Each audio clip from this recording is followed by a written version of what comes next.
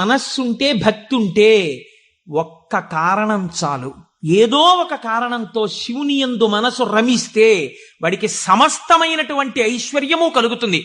ఇహము నుండి పరము వరకు, మోక్షము వరకు పొందగలడు. కాబట్టి అటువంటి స్థితిని ఇయ్యగలిగినది. మూడవ నిర్వచనంలో అంటారు, చేతే సజ్జన మనస్వితివా. సాధువుల యొక్క మనస్సు యందు తానుండువాడు.